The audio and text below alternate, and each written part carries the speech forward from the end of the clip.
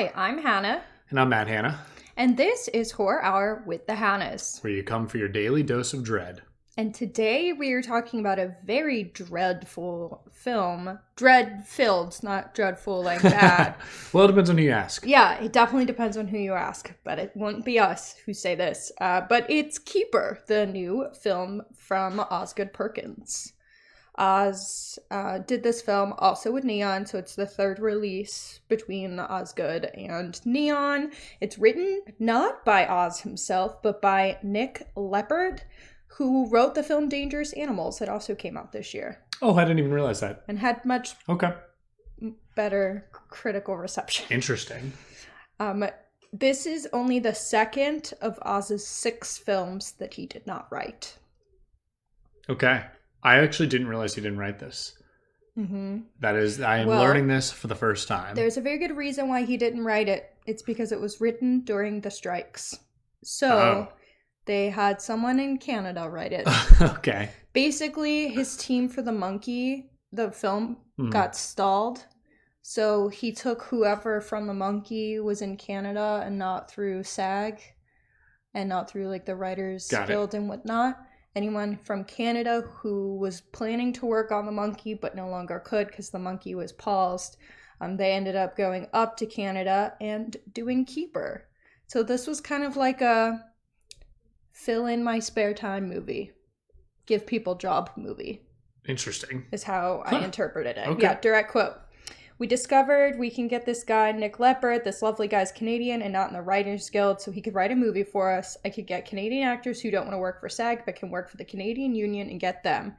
Cut to, we found a house, we wrote a script. I didn't touch it. I'm a member of the Writers Guild, so they'd come for me. He wrote a script, we found the actors, we got a house, we did a thing. And the film I saw somewhere, but I couldn't find another article that confirmed it, that it was filmed in 14 days. Really? So very fast. Yeah, I guess you only have, 3 people in it, really? Yeah. So, okay. That's pretty impressive. Yeah. So kind of a bananas project. It feels very sus to me that they filmed it during the writer's strike, but I'm not going to get into it. I know. I didn't know whether to feel uncomfortable. I didn't know whether to feel like I feel weird about Oz is just like trying to like cut corners by doing this in Canada. Or if it was like, his movie was paused, so they gave people an opportunity to work on something in Canada. Yeah, like I said, that's why I don't want to even touch it that much. I think it's odd, but I don't know what the normal parts of that. It's tough to know. All I know is Ryan Reynolds 100% scabbed for Deadpool and Wolverine. Technically, Oz didn't scab. Or was it not Deadpool and Wolverine? It was for... Maybe it was both. In that movie, his wife did. It's both Deadpool and... Ryan Reynolds is a scab, apparently. Yeah, well, that shouldn't be that Sue me for defamation to anybody. Actually, I don't know. Allegedly, he's a scab. I believe Don't sue me for defamation. Well, according to this, Lively is litigious, It's true. According to this, Oz did not scab. Technically. Oh, I know he didn't technically scab. I just said it was weird. It's fine. I said I was like, I'm not going to get into it, and now I'm here making jokes. And now you're getting into it. Well, it's because I had a chance to make fun of Ryan Reynolds, so I took it. Okay, well, the cast, the 2 main actors in this film are Tatiana Maslany and Rossif Sutherland. Yes, Sutherland. Oh, is he related? Son. Is he his son? Yes, of Donald Sutherland. Crazy. Okay. And the back of the box... Wait, is Kiefer related to them too? Am I dumb? I would assume. So is Kiefer also a son? I would assume. This is crazy. Now I've never known. Yeah. Donald is dad. Yep. They got a lot of siblings. Whoa. How many kids does Donald Sutherland have? Now we're on fucking no, this is children. 5, including Kiefer, Rossif, and Angus. He must also it must be tough do being something. The brother of Kiefer and son of Donald.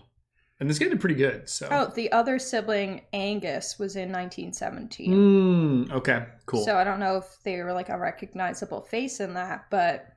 Interesting. I like that movie. Me too. We should rewatch it. I haven't rewatched it since I saw it in theaters. That's a horror movie. A really impactful theatrical movie. It was. It's better. It was better in theaters. I think it'll never live up. But I think a lot of movies are like that, frankly. Yeah. But that movie was meant to be seen in theaters.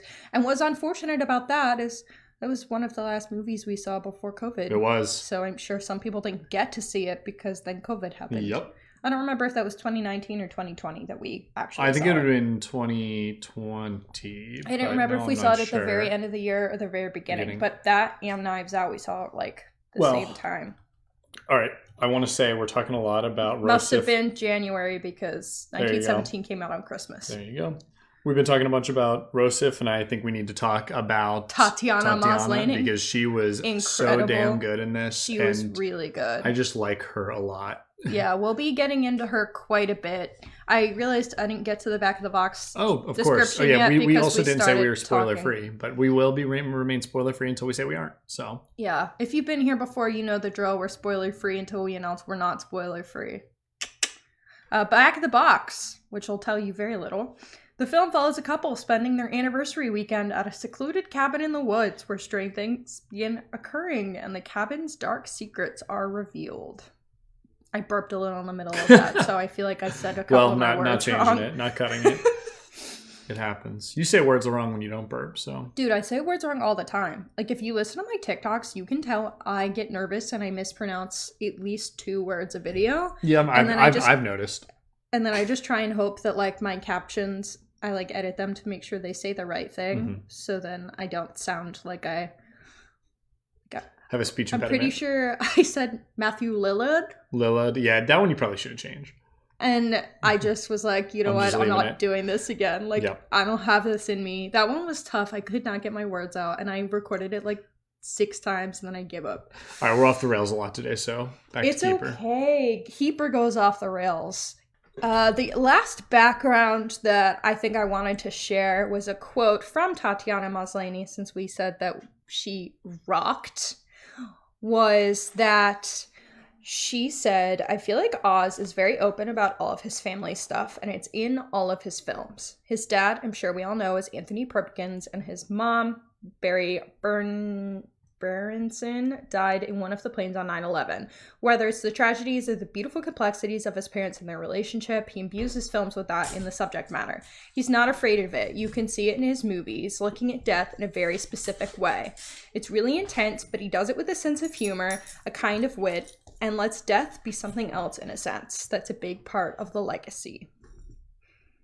I think that's interesting, but also saying that, it's like he didn't write this one. So I'm not sure how much of it I'm seeing, but maybe we'll get into it. I was wondering if it was like an interview for this and The Monkey, because she's a supporting role in The Monkey. Yeah. So I was like, that feels more about The Monkey. She played the mom in The Monkey, didn't she? I do believe she was the mom. Yeah. I forgot who she was and I was racking my brain, but I think you solved it immediately. I got it. So, I like her a lot. I also think she's very pretty. I just wanted to say that. She is very pretty. She gives artist, which she was in this movie, so it fit really well. Sure. Like, who wears, like, kind of off-kiltered large sweaters that maybe don't match, and, like, boyfriend jeans, mom jeans, you know the type. Yep. We love her for that. So, because this movie was directed by Osgood Perkins, our socials question for this week was, who are the masters of modern horror? This is because there was that tweet going around for a while that said, masters of modern horror? I think so. And it was photos of 4 white men. Zach Cregger, Osgood Perkins. Nope, 3 white men. Sorry. Zach Cregger, Osgood Perkins, Jordan Peele, and Robert Eggers. I immediately looked at the third face and was like, what the fuck am I talking about? Well, they're definitely missing DeCorno, however I say her name. So we asked our followers, who do you think are the masters of modern horror? Because that tweet got like a lot of mileage and people said a whole lot of things. My answer, she only has 2 movies, but so did some of those. Zach Cregger has 2 movies. Jordan Peele has 3. Eggers had 3 horror movies. So I was like, fuck it. My answer is Julia Ducournau. That's what I just said. I know. I'm excited. Well, she's got a 3rd one coming, so she can cement herself. We'll see how that is. I think it gets its wide release in March. So that horror teacher said, Flanagan is tops for me, but in addition to all those mentioned already, I'd add Parker Finn. Only a couple movies, but he's going to do great things, I think. So Parker Finn, for the folks at home who aren't super familiar, is the director of Smile and Smile 2. And Mike, and I don't like Smile, but I really like Smile 2, and I do think he's going to do good things. Probably, but I wouldn't call him a master of modern horror just yet. But you also can't call any of the people that I listed. Oz has the widest filmography of any of those. Yeah, I also wouldn't call him that. Yeah, exactly. So, chill. Flanagan, good pick, though. Yeah, I think Flanagan has tons of, Hill House, Midnight Mass, Bly Manor, Usher, Oculus, Dr. Sleep, etc., etc., etc. Hush. Gerald's Game. Exactly. Red Treehouse Pod said, I'd say, in no particular order, Mike Flanagan, Guillermo del Toro, Robert Eggers, Jordan Peele, James Wan. I agree with James Wan. I was thinking that. Anna Lily Amirpour, and Julia Ducournau. There we go. Julia Ducournau shout. Even though Titan is a tough watch for me. Laughy face. Halloween Babies podcast said Mike Flanagan has delivered more horror than all four of these guys combined. That is true. Yes. XO_Samo said no Ari sad face. I do think with just two horror movies Ari Aster I would consider would up have there. belonged on the list. Yeah. I also say Eddington is horror in different ways, and I think that's phenomenal too. Well, you haven't seen Beau is Afraid, and I think that is what takes people out of it. I'm probably gonna like Beau is Afraid if I'm being honest. So. I know you will. Void.b.io said Coralie Farja. Also crazy, Mike Flanagan isn't on this. That's a good pick too. Yep. Those at home who don't know, she did The Substance. And then Movie Postmortem Podcast said, I feel like James Wan should be on this list. I agree. I actually think he might be one of the most influential. Yes. He is the most modern influential horror director, actually. I'm going to just say that outright. I'm like, did people not list him because his first movie was 2004? Maybe not, but I mean, you have Saw, Insidious, and The Conjuring all under him, and I think those are three but I'm wondering if they're not modern enough, and that's why people didn't include him. I count this century as modern. Okay, same, but like maybe that's why people didn't include him in Flanagan. Maybe not. I don't know. Okay. But I think those were all some really great picks, and truthfully, I wouldn't have put Oz on the original list, but we haven't seen his whole filmography, so who are we to judge, I suppose. We have seen all of the horror from the other three gentlemen, and I will say they have made some of my favorite horror of the century, but, we need more to say, probably. Okay, so we've gotten through that. So let's talk about this movie explicitly. We are, like we said, going to remain spoiler-free until we say we're not. Did you find Keeper scary? I did, yes. I actually found parts of it scary in different ways for the first half and maybe the first 2/3 and the last third. Yes. But I did find it to be pretty uncomfortable, tense, and at times like frightening in a way that I really enjoyed. I completely agree. I thought this movie was actually very scary, and I've seen a lot of people say that they thought the first half plus of this movie is really slow. And I understand why people think it's slow, but it being slow did not make me not scared. Like, I felt like shit during this movie. My chest hurt. And I kept looking at Matt being like, does your chest hurt? Are you scared? I also found, I found it to be very tense and dread-filled from the beginning. Maybe to the point of a little long that it made me uncomfortable, but, that might be part of the point. Yes, I think so. But I will say that later third, the creature design, not spoilers, just creatures in the trailers, I thought in a world which I wish the creatures were in the trailers. I wish they were in the trailer too. I'm just going to say right now, if you haven't seen a trailer yet, don't, and maybe don't even, like, if you don't know that there's creatures in it, maybe just stop now. Just stop. Man. But there are. I just want to say, I think that there was phenomenal creature design in a world where I think we've had pretty lazy and uninspired creature design for a while. This was one that actually like scared me to look at, got under my skin, made me feel, but I was also like smiling from ear to ear because I was like, damn, I haven't seen something that can do this in a while. Yeah, especially when I feel like post Stranger Things, everything looks like a damn Demogorgon over and over again.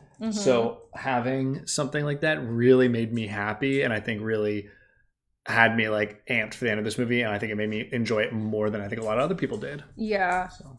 I agree. I thought the creature design in this was fucking terrifying. It made me not want to look.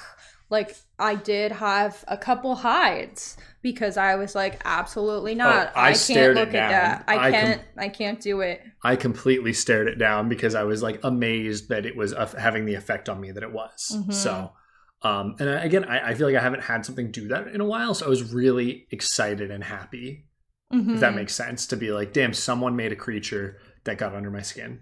So that was that's like one of my favorite parts, to be honest, of this. So we can talk about some other stuff. And I feel like some people I've heard were kind of checked out by that point, which is disappointing. It's kind of a shame. Yeah. So let's rewind, because I'm talking about that. The first 2/3 I don't think are like amazing, but I do think that they were a pretty good slow burn, like dread-filled movie. And I think he does a very good job with directing that part. I think I like this script a lot. Mm-hmm. And I don't particularly like Oz's other scripts that I've watched. So you're like, thank God he didn't write it. I kind of like to just see him as a director in this with someone else's writing. I think it like worked better for me because I did not like The Monkey. I think Longlegs is fine. I actually liked this better than both of those. And yeah, I would say it might be because he didn't write it. You're such a shit. It just might be the case. Funny. It just might be the case. I think Longlegs is fine. I mean, maybe need to watch it again, but yeah, probably. So yeah, that was just my thoughts on it. Anyway, I was saying the first 2/3, while they are slow, I actually think they're a pretty good slow burn, and I think that it's a shame that people had such a problem with it. I also think it's a shame because I thought the first 2/3 were filmed so well. Like, I was wildly impressed with how it was filmed. I feel like the camera was very voyeuristic. It very much simulated being watched in a way that I haven't seen a film succeed in that widely. Like, there were a lot of shots from like just like unsettling angles where like a camera wouldn't normally be, but like a person's head would be. Or a person creeping out from behind a wall. Like, it would show partially the wall in the shot and then the creeping out kind of look. That's what I mean, where I think it did a very good job building this like suspense and dread. Mm-hmm. I'm going to talk shit a little bit, though, because there is an issue with this as well that I think you agree with. Mm-hmm. When a movie sets up a mystery or a TV show sets up a mystery, it is very, very critical to drip feed answers and also create more questions. Mm-hmm. What this movie did not do a good job of drip feeding answers. Correct. It basically gave no answers, kept creating questions until it eventually overdosed me with answers all at once. Luckily, it didn't bother me as much as it probably should have. However, I think that's where you lose the audience, is when you're not giving you're not giving them a little bit. You're not giving them crumbs, right? There wasn't nothing. Like, there should be crumbs of answers as we go, which I've seen TV shows and movies do it very, very well. And I've definitely seen ones do it bad. I would say this is one that does it bad, yet it still didn't like ruin the movie for me. So what did you think? I agree that I don't think it does like that great of a job kind of laying out the pieces until the reveal that they literally just like narrative dump, or like he just says all of it, like word vomits it all out, essentially. I liked the answer, so maybe that's why I didn't get mad. Yeah, I found that like Longlegs, for example, another Oz movie that you mentioned, I don't find the answer in Longlegs that satisfying. I completely agree. But I do think it's built up to. Like, there's so much talk of the dolls. What's this silver ball in the doll's head? Like, I think that you can guess that it has something to do with the dolls. That doesn't mean you'll get 100% there because it's like a weird thing, but I think you get there enough. Here, you're left in the dark. You feel like there's some other presence in the house, and there's like a lot of shots of water, so you're like, that's somehow relevant, but like, that's all you can really glean from that. And so you are definitely left in the dark, and you can't guess it. I think that's why there's a lot of like these trippy little shots spliced in here and there. They're supposed to try to show you pieces of the origin. And I think it's supposed to be like, you're supposed to think like, why the fuck are they showing me this? And it is clues, but they're so vague that like, and it's not really tied in with the story that like you wouldn't get there. So I do think in that way it's disappointing, because I agree that, like, if you're writing a horror thriller, there should always, for the most part, not always, I guess. For the most part. For the majority of films, I do think there needs to be clues. That's why I think movies like Shutter Island are so incredible on, like, rewatch, because it's written right there. Yep. It's so obvious. It's like you could have guessed it. Or The Sixth Sense. Like, I think it's all right there. And I would say if you're not going to give clues, you need to do what I said first, which is give answers and create more questions. And it's a subtle and a fine art to do it, basically give the right amount of answer and the right amount of questions. This one, I said, gave no answers until all at once. Mm-hmm. And I think the reason I still wasn't bothered is because I did like what the answer was. And I was intrigued and I could understand how we got there. I just think that throughout that first hour, I was like, okay, but like what's going on? And was annoyed that I wasn't given anything until basically all at once. Mm-hmm. But sorry, we can talk about that enough. Again, I know that that's why people dislike this. They think the movie's basically nonsense and boring, and like that mistake right there is exactly why. But I think because it was successful in other areas, and because I thought the last 30 minutes were so good and so fun for me, that I'm like forgiving that first hour.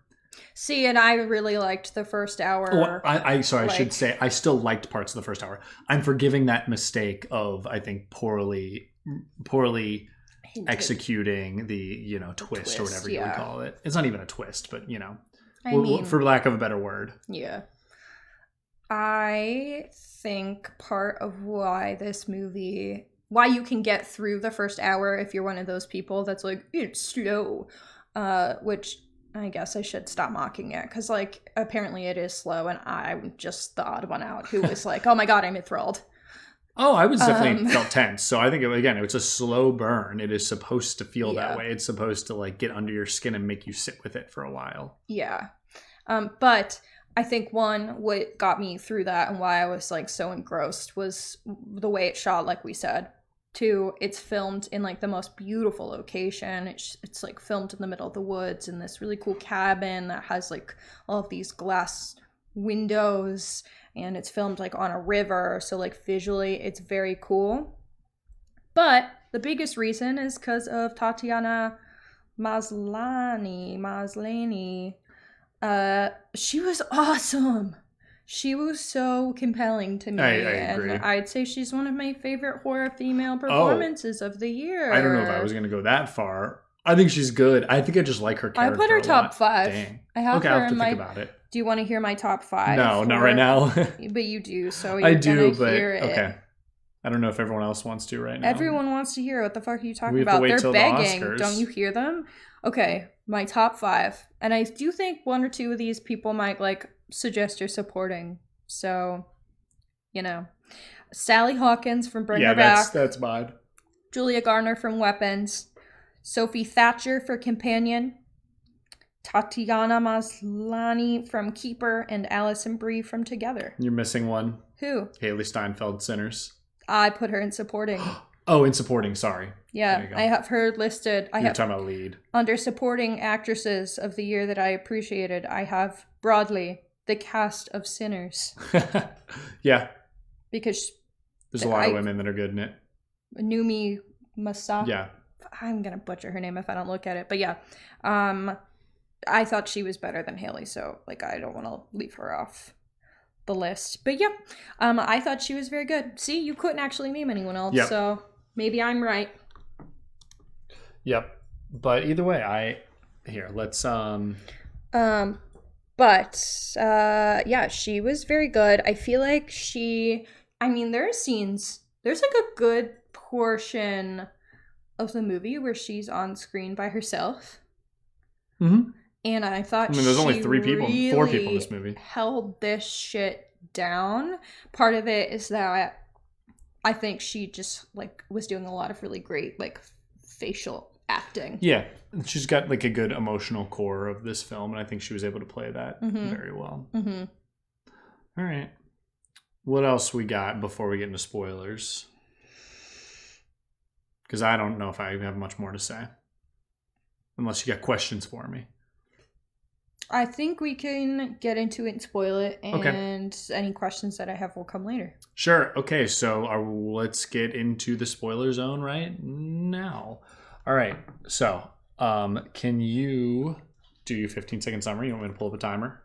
Yes. Okay. All right, ready? Go. Girl and guy go to cabin. Guy is being super weird.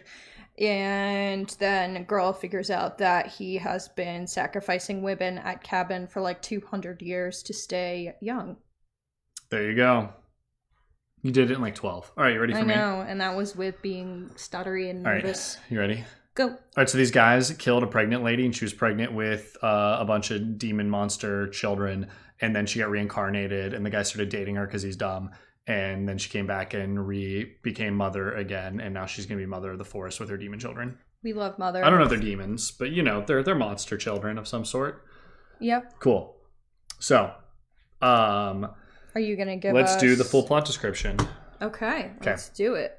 All right, so here we go. For their 1-year anniversary, Malcolm takes his girlfriend Liz on a weekend trip to a cabin in the countryside. Upon arrival, Liz finds a box of cake in the cabin, which Malcolm claims is a gift from the caretaker. At dinner, the two are interrupted by the unexpected arrival of Malcolm's cousin, Darren, and Darren's European model girlfriend, Minka. Minka warns Liz that the cake tastes awful. Despite this, Liz later eats a slice. She says, tastes like shit. Okay. Despite this, Liz later eats a slice of it at Malcolm's insistence. Liz becomes haunted by strange visions of screaming bloodied women and a pregnant woman who looks identical to her. In the middle of the night, she is inexplicably drawn to the cake and devours the entirety of it. In the morning, Minka is attacked by an unseen force while walking alone in the woods. Malcolm claims he needs to return to the city to take care of a patient, but promises he will be back that evening. Strange creatures begin to appear in the house and follow Liz. She encounters a ghostly apparition of Minka and a strange woman wearing a plastic bag over her head. Darren arrives and demands to be let inside despite Liz's reservations. She hides in the bathroom as he retrieves a meat cleaver from the kitchen and wanders around the house carrying it before being killed by an unseen force. When Malcolm returns, a distraught Liz says she wants to go home, but he manages to calm her down and convinces her to share a drink before they leave. Increasingly suspicious of Malcolm's behavior, Liz locks herself in the bathroom and finds an old-timey photograph of Malcolm with what appears to be his wife and daughters. Malcolm reveals that 200 years ago, as adolescents, he and Darren encountered a pregnant woman trespassing on their property and shot her in the leg before locking her in the pig pen. There, she gave birth to the strange creatures that have been appearing around Liz. Darren and Malcolm fatally shot the woman and have spent the last 200 years luring women to the premises to feed to the creatures who have granted the men a longer lifespan in exchange. He also explains that the cake was drugged and he intended to knock Liz out. Malcolm locks Liz in the basement after she tries to escape. She is surrounded by the spirits, including the women with the bag over her head, who removes the bag to reveal a face with multiple eyes and mouths. Who I believe is the women that have been eaten. In lieu of attacking her, the creatures embrace Liz due to her resemblance to their mother, whose disembodied head they have preserved in a jar. Liz both laughs hysterically and screams in horror as they surround her. Meanwhile, Malcolm begins to age rapidly before being attacked by one of the creatures. The following morning, an elderly Malcolm finds that he is suspended upside down from a tree. Liz, her eyes now completely black like those of the creatures, approaches him and forcibly feeds him some of the drugged cake. He pleads to be freed and promises that he genuinely loves her, but Liz coldly accuses him of lying before drowning him by dunking his head in a jar to preserve it. And that is the movie. So that was a lot. And it's a little off the rails, and I guess that's what people didn't like. But personally, the off the rails is like what I think made me really enjoy it. Mm-hmm. So what about you? I completely agree. It was very off the rails, but I thought in a pleasant way. I wrote down a few notes while you were going over the plot. Okay. So I wanted to start by mentioning the cake. If some motherfucker was like, eat this, and I was like, I don't like that. Was like, no, but eat it. But eat a bite. But eat it. But eat it. I'd be like, no, you motherfucker, I'm not fucking eating that cake. Like, maybe I'm a bigger bitch than she was, but there's no fucking way if I didn't want to eat it, I was fucking eating that. So he was going to be screwed. Well, clearly her eating the whole cake didn't matter anyway, so. That's my one confusion. I have no idea. I was wondering that as well, and then I just decided not to worry about it. Yeah, well, same, but I also, I'm just saying that's my one confusion. I'm not, quote, worried about it. Oh, okay, I gotcha. Yeah, I have no idea. I thought maybe at first I thought she was dead when she ate the whole cake. I was like, oh, she got... Well, because if you eat something meant to put you to sleep, but you overdose on it, you would die. So I was like, oh, she's just been dead in the house the whole time. Oh, no, I never thought that. Yeah. I think I just always assumed that... I mean, like, I just assumed she was not fine, but not dead. I didn't really think too far past it once that happened, if I'm being for real. But maybe I just, like, am able to just, like, dive in and miss those things and don't care. I think when she started, like, binge eating the cake, I was just like, same girl. Like, we've all been there, man. Well, I thought that was very uncomfortable, and that was like another scene that I thought was actually like a pretty good, like, tense scene. It was really tense. So I was kind of like waiting for someone else to appear in the shot, or for her to like die, like while eating, like choke and die, or like pass out, or to find something gross in there. Which I just saw some red stuff. I didn't know what it was. Yeah. Wikipedia said fingers, maybe? I think those are her own fingers, so I think Wikipedia was written by AI. I don't know. Is my guess. The AI watched the movie. But part of me, the jokester part of me was like, yeah, when I've had a lot of wine, I want to eat my cake like that too. But like her, I'm not a chocolate cake girly, so... that is one of my lingering questions, though, is... Why did it keep her awake? Because she ate all of it. It gave her special powers. Was that in that synopsis, or are we just referencing a quote from the movie? There's a quote. If it wasn't in the synopsis, I did space out a wee bit. There's a quote in the movie where he like comments that she was only supposed to eat a little bit of the cake, but then she had to go and eat the whole thing. Yeah. And we were like, wouldn't that just make her extra drugged? Question mark. Part of it is that they're not making the cake, because at one point one of the monsters makes the cake. So then I was like, okay, maybe because she's the mama, the cake didn't affect her because it was made via... I feel like that's my biggest potential theory. And I will say, we both are on the same page that she is actually just a reincarnation of the mom. Yes. She doesn't just look like her, she is her. Yes. Okay, you and I... they make a lot of comments about her potential of motherhood, about her being a mother, or like if she wants to be a mother. Like her friend comments on that to her over the phone. And she also, the second she's there, immediately starts having dreams of her past life as the mom. So she was some kind of witch, I'm guessing, that got witch pregnant. That got witch pregnant, like normal with a pregnant, baby. But with a demon baby. Yeah.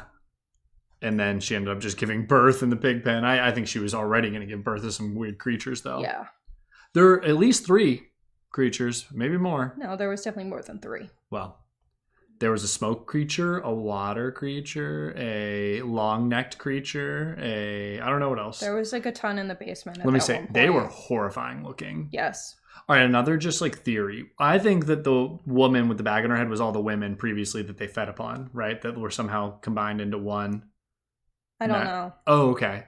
I thought that she said something that made me think that, but now I'm not sure. In what way? There was something that there was like a help us or a something like that. Else could mean a group of people. Like if me and my friends were stuck in a cave, I'd say, help us. I just saw it because it was all women and there were a bunch of them on her and they were hiding their face. It made me think that most of them were hiding their face and then had to take like that bag off.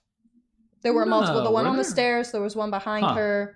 So I thought only the woman with the multiple eyes had a bag. Okay. You say so.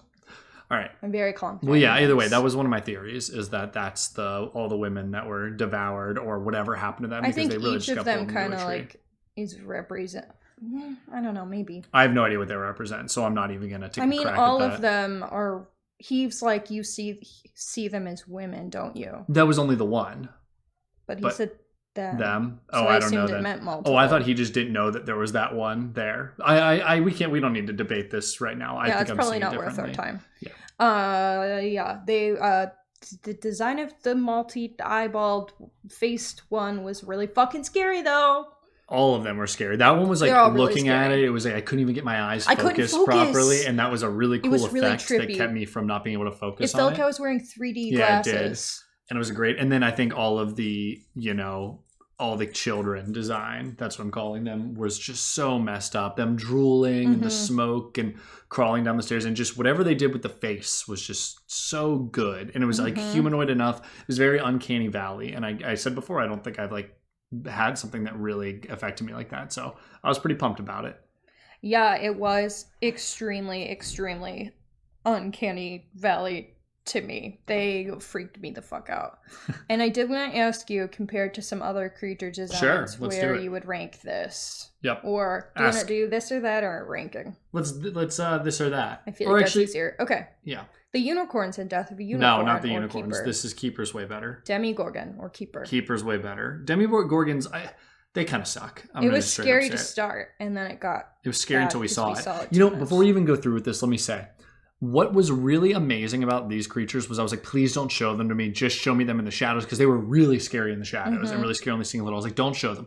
They won't live up. They won't live up. And then they showed them, and they did live up. And I can't remember any time that's been the case.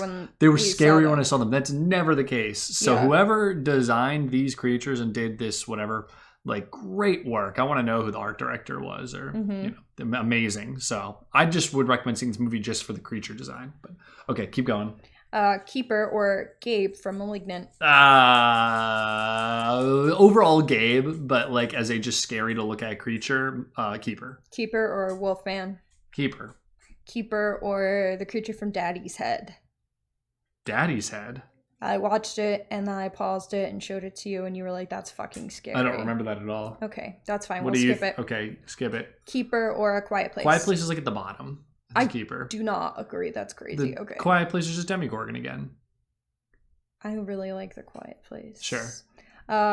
Keeper or The Descent? As a look, Keeper still.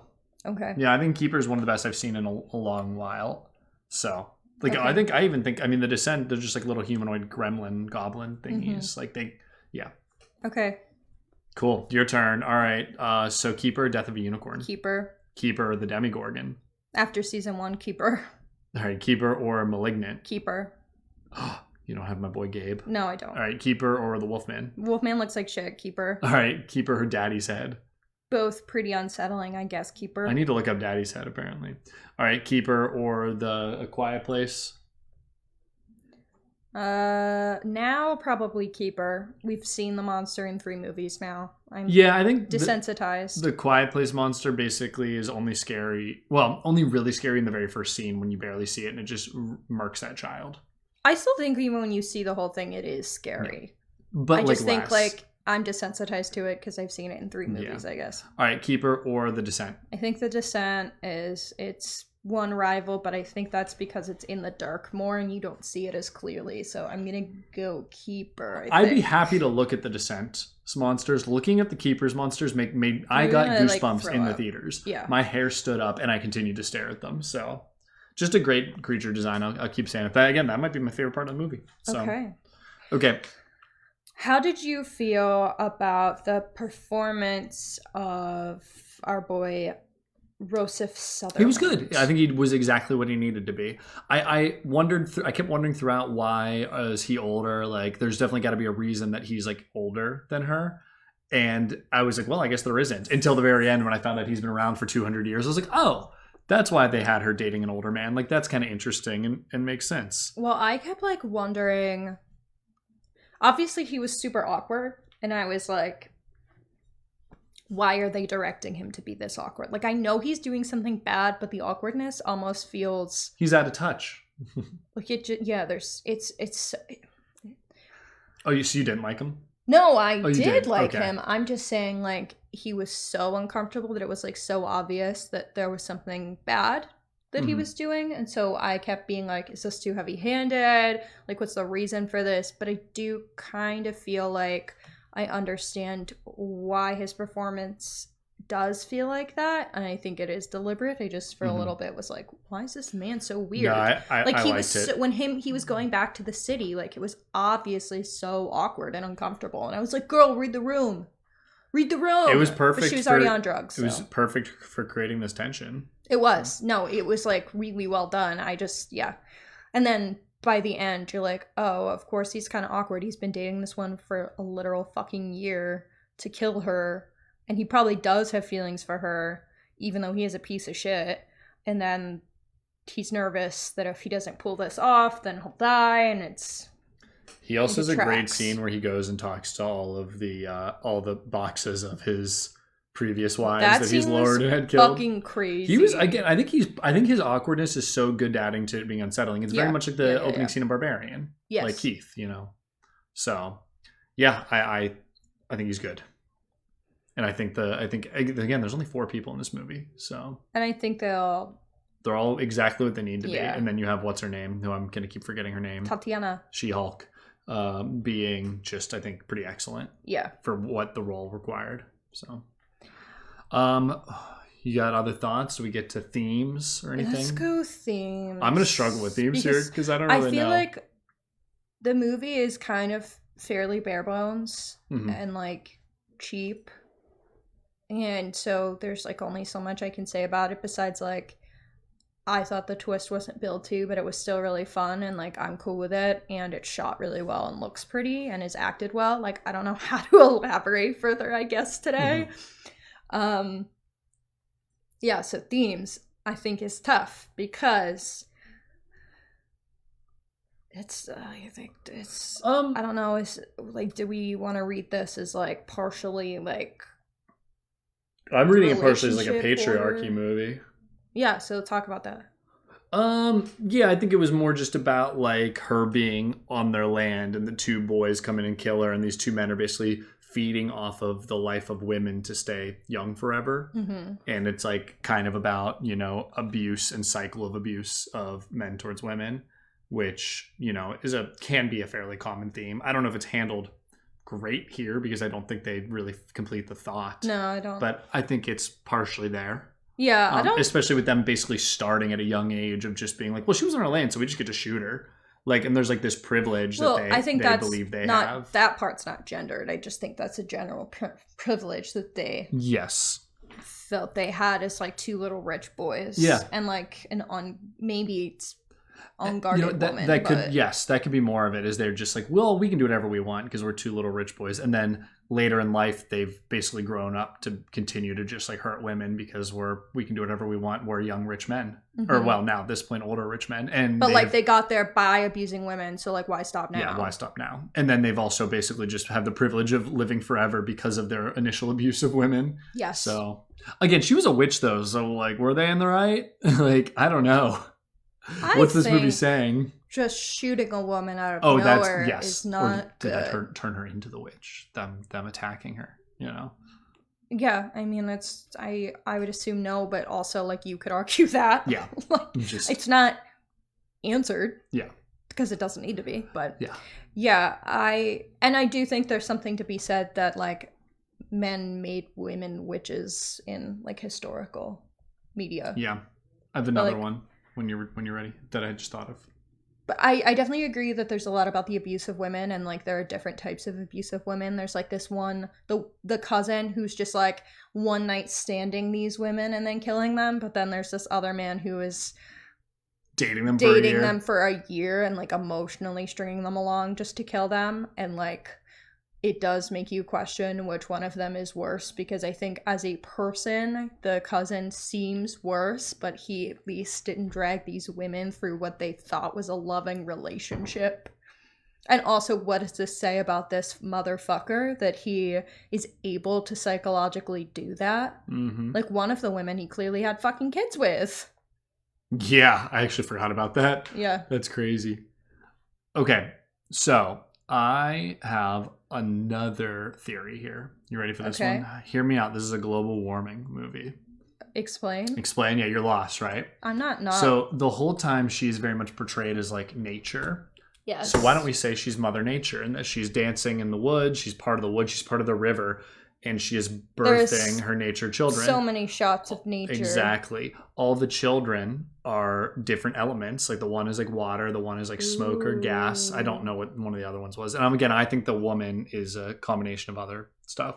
So maybe this is like she is an actual Mother Nature that they have now, you know, as people living on the land, destroyed, right? Mm-hmm. And we have destroyed through global warming, through, cutting down trees, destroying forests, building, land development, all that.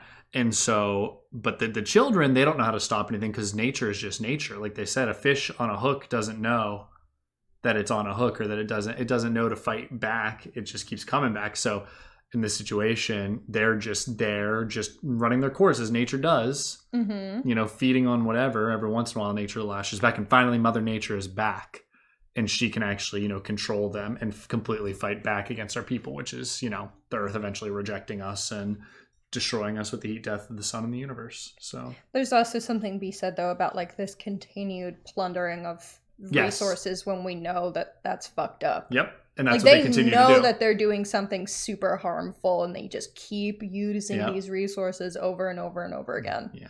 I kind of like this read. I'm sticking with this Mother Nature one. Until it ends up killing him because he's abused his resource for too long, and it no longer exists for him anymore. Death. Or global warming, hurricanes, floods, all that. Yeah. So I think we could read it that way. Now I need to look into what the other monsters were so that we can see if they all fit my idea of different elements.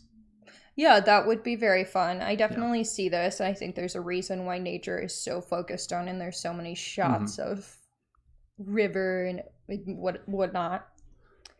I also think there's a lot to be said about generational trauma. Okay, yeah, continue. I want to hear more.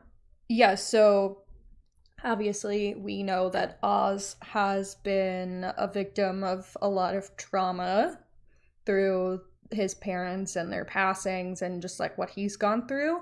So I do think we see that in a lot of his movies anyway, but I think specifically in this film, I mean, think about it. It's this woman who was attacked, and then these children who are growing up without their mother and who are being, I guess you could just justify saying they're abused. They're kept in a fucking attic.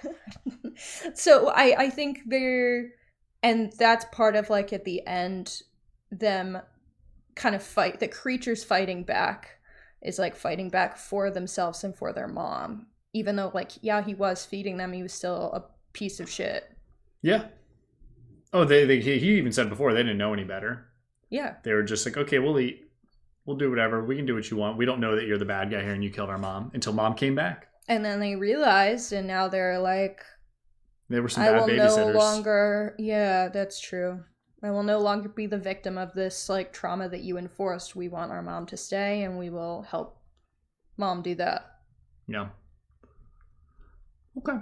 I think that probably sums it up for themes. I wanted to know, was there anything you saw when it came to people saying that Oz's feelings about like his own trauma and family that tied into this at all, or tied into his filmmaking? I think it's always there to some degree. I think it's much more there in the monkey and even Longlegs. I don't quite see it as much here. Let me think. I mean, I guess you could kind of, and this might be just like me trying to see it. So, we all know that his father was a gay man married to a woman and came out much later in life, like after being married to her for quite a bit and having a son.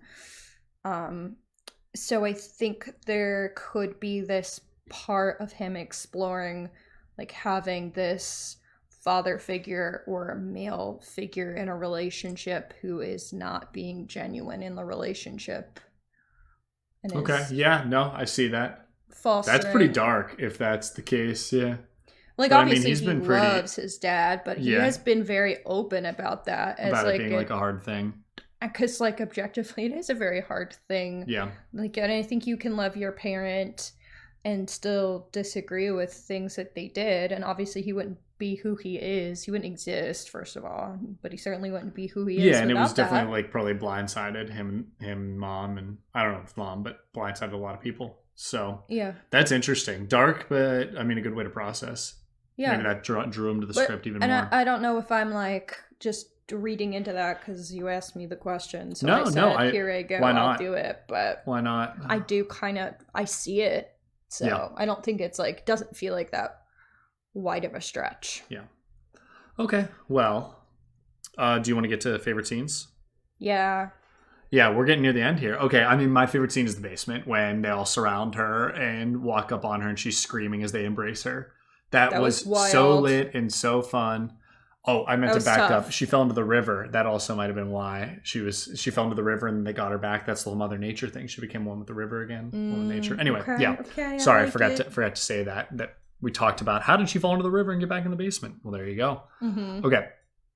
Yeah, so that's easily my favorite scene. Do you have, I'm sure that's one of yours as well. So I'll challenge you to name one earlier in the film prior to the reveal. Was there a favorite scene? I think the first scene that really had me like massively on edge was when she was in the tub, because I just felt like it was so like all the shots were very, very voyeuristic watching her. And then like the breathing on the glass and drawing the heart on the window like she had done earlier was just like really unsettling. I liked that. Really unsettling. The heart was drawn too because that was Mom. They knew early on that was Mom because they protected her too. Mm-hmm. So well, they protected her like throughout. I wonder. So he made the comment like, you ate the whole thing, so assuming that did fuck up stuff, I wonder if it's like their influence that made her eat the whole thing. I was thinking that, especially if the cake was somehow made by them, which there was some implication of that. There is a lot unanswered also, like, here. they kill his cousin because he's going to kill her. Because he's going to kill her, and that's why Malcolm left and was surprised when he got back and she's there, because she was supposed to be dead already, because he thought the creatures would have eaten her already, but then they didn't because they're protecting her. Mm-hmm. I don't think there's actually as many unanswered questions in this as people think there are. There certainly are some. There definitely are a lot, but they don't detract from the movie for me. Yeah. And I don't think there are as many as people say, because I saw a bunch of people commenting stuff and being like, well, what about this and what about this, and I was like, that has an answer, dog. Yep. Like, let me type this essay in this TikTok comment. But yeah, I really like the bathtub scene. Performance wise, I love the scene where he's telling her what's happening. Yes, I agree. I think her performance is really fucking good. His too. I think the two of them together had like a pretty phenomenal. Well, because that's when we see his first like real switch up. So yes, to being like not awkward and being pretty confident in his evilness, but not being like a crazy evil fake villain either. Like he just felt like a shitty person, and I liked the way he played it. But I really, really liked her performance like a lot. Like it felt very genuinely distressed to me. Yeah. All right. What is your biggest hot take from? This is my favorite. This is my favorite Oz Perkins movies that I've seen. So it's the best. That's my hot take. This is Oz's best movie. I haven't seen Blackcoat's Daughter or whatever. Is that his? Yes. Okay. Which I've heard is. So this is good. Keeper is Oz Perkins' best movie. I think it's. I think if you wanted to be appropriate, and what you're saying is you could say it's his best movie from Neon, because you've seen all of his Neon movies. It's not a hot take then. I'm just claiming it. All right, what's your hot take? I still think it's a hot take. I think most people would say Long Legs. Nope. I would say Long Legs. There you go. What would be your ranking of his 4 Neon projects? This, then 3. Long Legs, then Monkey. I don't like the Monkey. I think the Monkey is bad. Long Legs, Keeper, the Monkey. I don't think the Monkey is bad, but I don't think it's as good as this. I think this is just like filmed in a way that was so interesting to me. All right, what's your hot take? My hot take is that fuck. Yeah, nothing. I didn't actually think about this ahead of time, even though I'm the one that's what makes suggested. It hot, is if you just say it out of nowhere. What makes it hot is me having a hot take. Yeah. Well, if we want to get to ranking while you think about it, we can do that. All right, fine. Here's your cold take, and I'll tell you how cold or hot it is. Hold on. Maybe a hot take, maybe not. The creatures in this film are scarier than any creature from a James Wan horror film. Yeah, other than like Bathsheba. I forgot about her. No, I think you might be right, because all of his creatures are pretty normal. They're just like monsters, but they're really scary within the movie. But from pure design, I think you're correct. So this is a lukewarm take. I think it's like, I think it's a warm take. It's a warm take. I also think it's scarier than Bagul, who a lot of people think is scary. Bagul sucks. Sorry, Bagul. I think it's one of the scariest, if not the scariest, creature design of the 2020s. I think I agree with that too. Okay. I'm not being that hot. No, we got to talk to people who hate this because everyone else hates it. Me. You realize we're probably the only people in like the horror podcasting. That's not true. No, other people liked it. No, who else liked it? Other people liked it. Oh, okay. I feel like everyone I've seen has been like, this movie's ass. Your guy Chuck the movie guy. Yep. He really liked. Let's this go, movie. Chuck. Yeah. He was like, it's fucking weird, but I like weird. how much I like it, and it's funny because like what I actually rated is gonna be not as high as I know. How much I I've feel liked the it. same way, but sometimes you can think a movie is really fun and enjoy it a lot, but like it's not. Oh, it's just cinema. Well, I'm ready to rank if you are. Let's do a quick this or that of relationship first. Horror movies. All right, hit me with it. Okay, Keeper or Bone Lake? Keeper. Is that even a question? Shut up. Keeper or Significant Other? Oh, Keeper. Keeper or The Gift? Keeper. Keeper or Gerald's Game? Tie. Keeper or Together? I want to say Keeper. Oh, that's crazy. Okay. I know. Okay, your turn. You ready? Keeper or Bone Lake? Keeper. Keeper or Significant Other? Significant Other. Keeper or The Gift? The Gift. Keeper or Gerald's Game? Keeper. Keeper or Together? Together. I've only seen Together once, and I liked it, but something like Keeper just kind of worked for me. So I guess I gotta watch Together again. I rewatched Together recently, and I was like, fuck, this movie is better than I remembered it being. And I really liked it. We've been seeing a lot of stuff around then, so. Yeah. Okay, let's rate it on a scale of 1 to 10. I'm gonna give this a 7.4. Whoa, a 0.4. You're funny. All right, I'm going to give it a 6.5. I gave it a 3.5, so it's a 7 on Letterboxd, but I feel that it's more of a 6.5. See, I was going to give it a 7, but then I was talking about it and I was like, I had so much fun and I really, really loved the way the movie was shot. I did have fun with this, and I was not in a great mood when I saw it. I was pretty tired. You were being a little shit. I was? You weren't that big of a shit. I was going to say. You've been a bigger shit for things. I was just a little sleepy. I was probably the one being a little shit. Was like, here's another one we're seeing, but you know what? It was pretty good. So. And I'm happy about that you ended up enjoying yourself. I would say for me, the reason I'm kind of going above a 7, like I said, is because I think when a movie is really pretty, I'm a sucker. I think this movie has definitely its fair share of mess, but what I liked about it, I was really big on. Yeah. I think I'm completely in the same boat as you. And on our scale of -5 to 5, our general enjoyment recommendation scale. Ooh, +3 for me. I think I'm with you around a +3. I think this is a very divisive movie, but I want people to watch it. Just for the creature design. Which side they land on. Yeah, I agree. Because it's really split down the middle. This is another one that takes a swing, and I say it every time there's a movie that takes a swing, that I like a movie that'll go for a swing and maybe doesn't make solid contact. Yeah. So that's a big deal for me, and so I'm pretty happy with it. Yeah, me too.